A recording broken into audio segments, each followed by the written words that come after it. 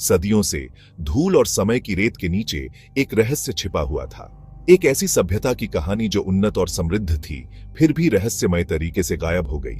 यह सिंधु घाटी सभ्यता की कहानी है, जिसे हड़प्पा सभ्यता के रूप में भी जाना जाता है। यह एक ऐसी दुनिया है जो हमें अपनी उन्नत नगर योजना, कला और संस्कृति से विस्मित करती है। आज हम उन प्राचीन खंडहरों के बीच यात्रा करेंगे, रहस्यों को उजागर करेंगे और उस सभ्यता के वैभव को फिर से जीवंत करेंगे जो कभी इस भूमि पर फली फूली थी। सिंधु घाटी सभ्यता अपने चरम पर एक विशाल भौगोलिक क्षेत्र में फैली हुई थी। यह आज के पाकिस्तान, उत्तर पश्चिमी इंडिया और अफगानिस्तान के कुछ हिस्सों तक फैली हुई है।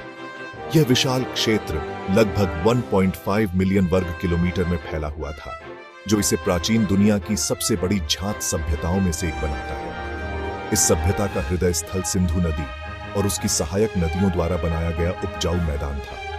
यहीं पर हड़प्पा, मोहनजोदड़ो, लोथल और धोलावीरा जैसे प्रमुख शहरी केंद्र फले फूले। ये शहर न केवल अपने विशाल आकार के लिए बल्कि अपनी उन्नत नगर नियोजन और वास्तुकला के लिए भी उल्लेखनीय थे। हड़प्पा सभ्यता का कालक्रम पुरातत्वविदों और इतिहासकारों के लिए हमेशा से ही गहन शोध का विषय रहा है। रेडियोकार्बन डेटिंग और अन्य वैज्ञानिक विधियों से पता चला है कि यह सभ्यता लगभग 2600 ईसा पूर्व में अपने परिपक्व चरण में प्रवेश कर चुकी थी। यह काल लगभग 1900 ईसा पूर्व तक चला, जिसके बाद इस सभ्यता में गिरावट के संकेत मिलने लगे।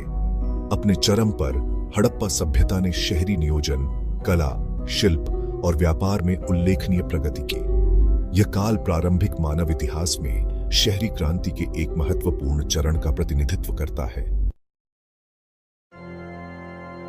सिंधु घाटी सभ्यता की कहानी 19वीं सदी में शुरू होती है, जब भारतीय उपमहाद्वीप में रेलवे लाइन बिछाने के दौरान ईंटों की खोज की गई थी। ये ईंटें, जो बाद में हड़प्पा सभ्यता की पहचान बन गई, एक खोई हुई सभ्यता के पहले संकेत थे।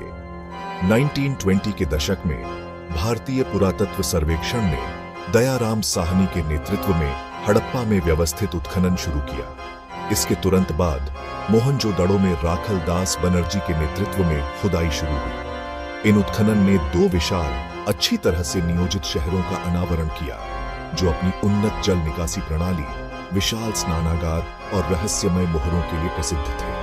इन खोजों ने दुनिया को चौंका दिया और प्राचीन भारत के इतिहास को फिर से लिखने के लिए मजबूर कर दिया।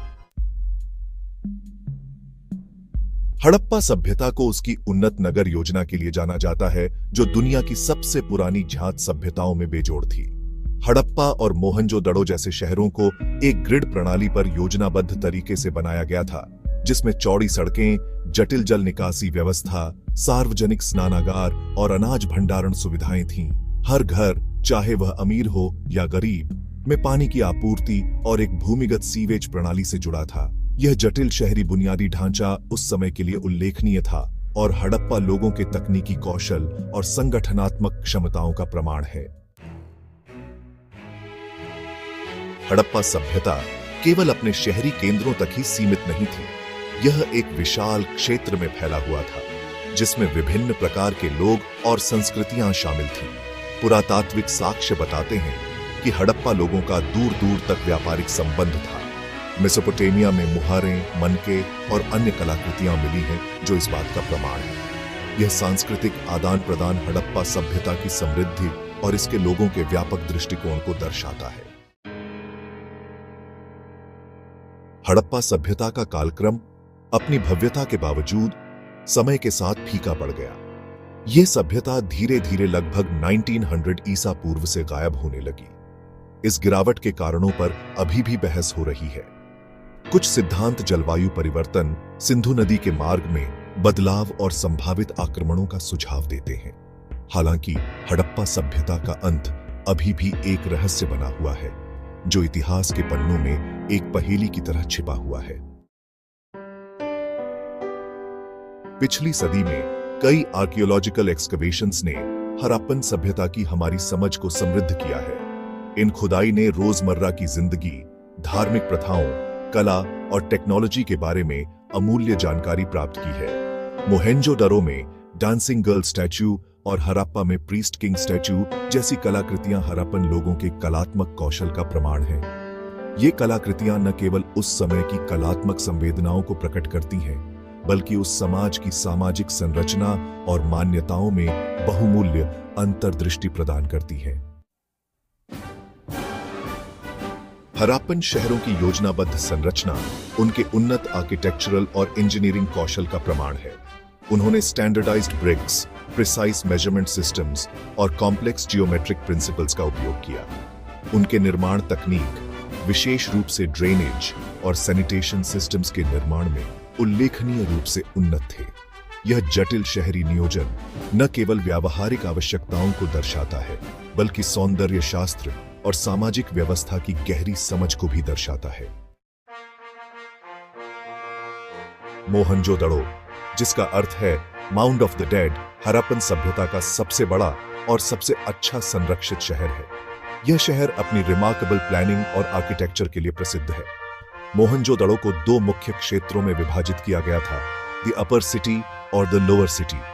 ऊपरी शहर एक ऊंचे टीले पर स्थित था, जिसमें प्रशासनिक और धार्मिक इमारतें थीं। निचला शहर एक बड़े क्षेत्र में फैला हुआ था, जिसमें आवासीय क्षेत्र, कार्यशालाएं और बाजार शामिल थे। मोहनजोदड़ो को प्राचीन शहरी नियोजन का एक चमत्कार माना जाता है।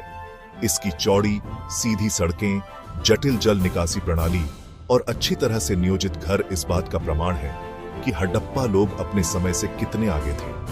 विशाल स्नानागार, जो एक इंजीनियरिंग चमत्कार है, धार्मिक अनुष्ठानों या सार्वजनिक समारोहों के लिए एक महत्वपूर्ण स्थान रहा होगा।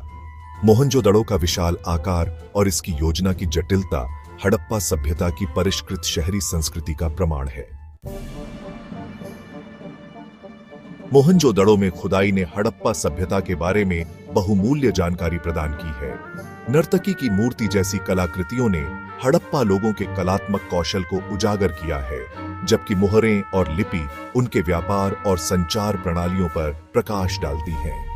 पुरातत्वविदों ने विभिन्न प्रकार के जानवरों की हड्डियों की भी खोज की है, जो यह दर्शाता है कि हड़प्पा लोगों का अपने पर्यावरण के साथ घनिष्ठ संबंध था।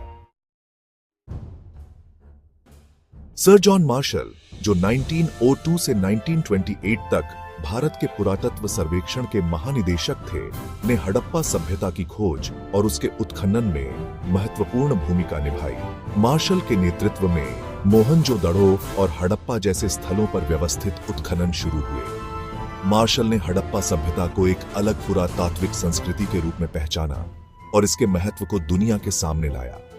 उनके काम ने भारतीय उपमहाद्वीप में पुरातात्विक अन्वेषण के एक नए युग की शुरुआत की और आने वाली पीढ़ियों के लिए एक प्रेरणा बने रहे। सिंधु घाटी सभ्यता अपने अस्तित्व के लगभग 5000 साल बाद भी हमें मोहित और रहस्यमय बनाती है।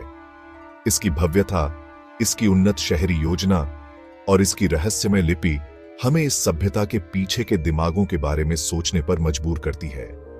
आज जब हम अपने ही अस्तित्व के रहस्यों को उजागर करने के लिए संघर्ष कर रहे हैं, तो यह प्राचीन सभ्यता हमें याद दिलाती है कि हम अतीत से कितना कुछ सीख सकते हैं। यह हमें मानव सरलता, रचनात्मकता और लचीलापन की शक्ति की याद दिलाता है।